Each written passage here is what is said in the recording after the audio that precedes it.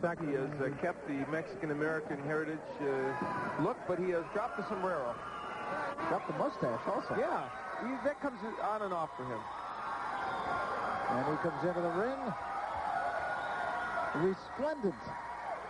That's a classy rope. De La Hoya and Alexander. And now let's talk about the keys to victory for these two. Brought to you by AutoZone.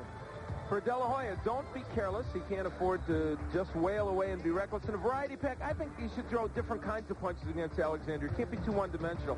For Alexander, he's got to counter him early. And when I say hold, hold, hold, if De La Hoya is getting on a roll with him, if I was him, I'd hold so much I wouldn't care if they took a point away. Well, we'll see how Alexander decides to fight it. Let's get to the introductions now with Michael Buck. And Top Rank Incorporated, in association with the undefeated king of beer, Budweiser, presents the featured bout of the evening. This bout is sanctioned by the California State Athletic Commission. The three judges scoring this bout are Gwen Adair, Lou Moret, and Robert Bird. All the other officials at ringside shall remain the same. And now, ladies and gentlemen, from the famous Hollywood Palladium here in Hollywood, California, let's get ready to rumble! 6 rounds of boxing. This is in the lightweight division. The referee for this contest is Chuck Hassett. Introducing first, fighting out of the red corner, wearing the white trunks with red letters, weighing in at 133 pounds. He's fighting out of San Francisco, California, and brings a good record, 15 victories, 3 KOs against 6 defeats and 2 draws. Ladies and gentlemen, Paris, the Flying Lion Alexander. And his opponent across the ring, wearing the multicolored trunks and weighing in at an even 134 pounds. From Los Angeles, California, East LA to be exact. He brings with him a gold medal from the 1992 Olympics. He's 2-0 as a professional, both by knockout victory. Ladies and gentlemen, Oscar the Golden Boy De La Hoya. No question as to who the crowd is here to see. Have you ever seen a whole corner as bedecked in perfectly matching outfits as those guys? Nice. In entertainment, they call it a money look, right? And that's what they have. Dressing room, want to repeat, we're working on voice commands. Good luck. So De La Hoya and Alexander, and the fashion statement now made. Paris Alexander looking the part of the confident fighter. Very, very articulate, intelligent guy who understands what he needs to do. He happens to be a behavioral therapist for senior citizens when he's not boxing. He loves boxing and says, I'm not going to just fall down for this guy. And if he comes after me quickly, he said, I will hit him with something. We'll see. So we'll see. He's not a guy, as you can tell by his record, who's apt to knock you out. Only 3 knockouts in his 15 wins. He's not a huge puncher. What he does have is durability, and they'd like to see a little bit of that, I guess. And he's a pest. And I mean that in a complimentary way. He made it difficult for Pena to hit him.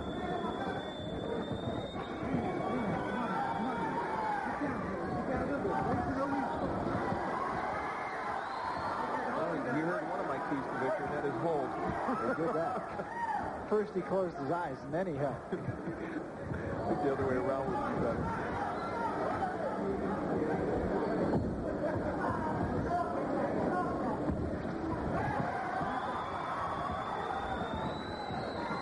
De La Hoya all business, just as he was as an amateur. Yeah, the difference here, though, is he understands now that he can really go after guys. As an amateur, he felt he almost had to box.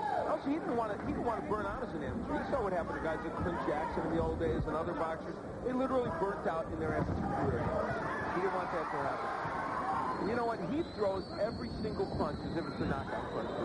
He didn't used to do that. You know who he reminds me of in a certain way, and I guess I should say Jeremy Williams reminds me of him. Jeremy Williams, who became a pro and has done exact same thing as De La Hoya. As an amateur, although certainly wasn't on the level of De La Hoya, he wasn't the slugger that he has become a pro. Got the left hand. And down goes Alexander. Boy, that was pretty. It keeps happening. He keeps hitting guys, these journeymen who you would expect at least to get through 2 or 3 of those punches, and they don't do it. I don't think Alexander's really hurt by it, but he made it look all too easy. And I mentioned earlier, they really do have him headed on a very fast track. They want him fighting main events very quickly. Incidentally, I should point out, he's the youngest main event fighter that we have ever had here on Top Rank Boxing. The oldest, of course, is difference of 23 years. He is throwing some really hellacious shots here. Paris Alexander might make some history, though. He might get to the second round here. No one's been able to do with De La Hoya yet.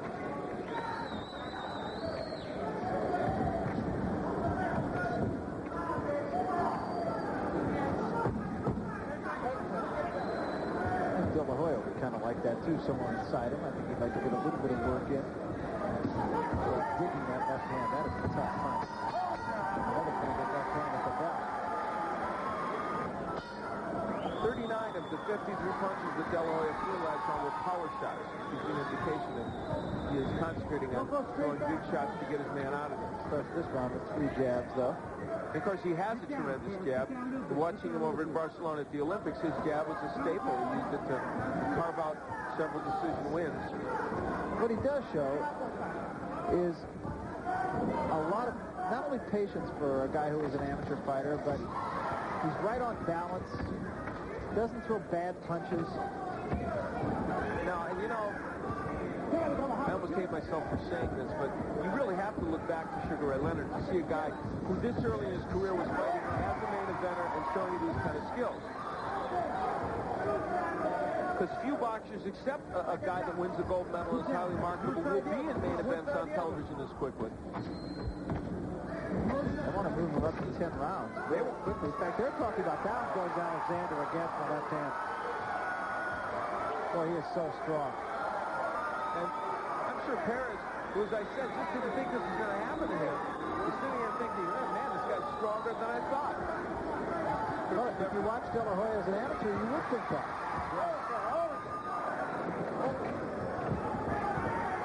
Yeah, they're talking about having De La Hoya fight Jeff Mayweather in March in the 10-round. Jeff Mayweather's been fighting 10-round main events with pretty good fighters for a couple of years.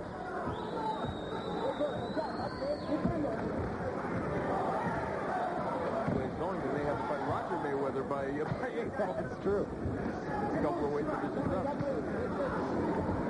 Right hand drops Alexander again. You know, the crowd's fully. You know what's interesting? That was a big right hand at the temple. It just doesn't look like these are the punches that would knock somebody down. Stop the fight.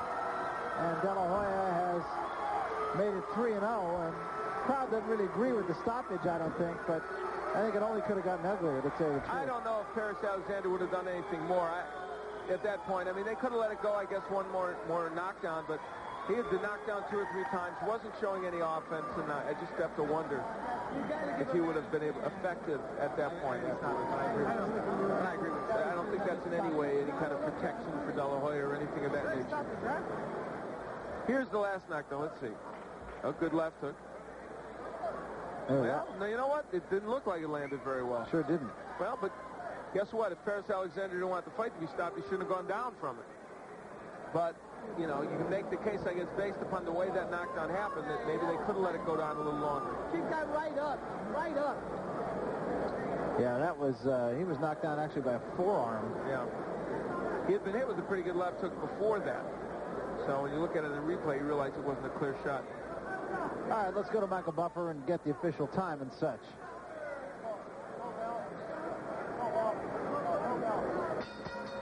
Ladies and gentlemen, referee Chuck Hassett calls a halt to this bout. The official time, 1 minute, 52 seconds of round number 2. The winner by TKO, the pride of East L.A., the Golden Boy, Oscar De La Hoya. So Oscar De La Hoya, the Golden Boy, lives up to that billing as he whacks out Paris Alexander. Referee stops the fight in the second round, and we'll be back to talk with De La Hoya after this. Folks, and with good reason. He's with Al Bernstein. Yeah, unmarked and practically untouched in this fight, but that that's nothing new for Oscar De La Hoya. Now, Paris Alexander this morning, and he's a guy, by the way, as we mentioned, had gone 6 rounds with Frank Pena to a draw. Frank Pena, who you saw earlier this evening, a guy who was on your level as an amateur. You whacked him out early. When did you know? Do you know what the first big punch you hit him with that he was in trouble? You know, actually, the first big punch that I hit him with was a straight jab, which kind of dropped him. And I landed it right on the button, and I felt it on my glove, on my fist. And it was a pretty good punch, a pretty strong punch. And, you know, I thought he was going to be a lot tougher. Yeah. In some paper, he said that, you know, I'm 0-0. I'm really turning pro, that my other 2 opponents weren't nothing, so he's really going to give me a challenge. And I was really scared coming into this fight. And, you know, scared might be overstating it, Oscar. I was concerned. I was pretty scared, concerned, and worried about he's going to give me a good match. And, you know, I mean, I feel good. I well trained, and I was training very hard. And, you know, as you can see, I stopped him in the second round and won again. Yeah, you did. And, you know, the thing is, and I wasn't meaning to make fun of the fact when you said you were scared. The thing is, he was a guy that should have been in at least longer than he was, you would presume. Yes, I would believe he would have came out stronger and was going to last all the fights that he had. The distance, he's gone 10 rounds, he's gone 6 rounds with Frank Pena. I thought he would last a little longer. But like I said, I mean, we're well trained and ready for anybody. Seems like you're throwing every punch as if it's a knockout punch.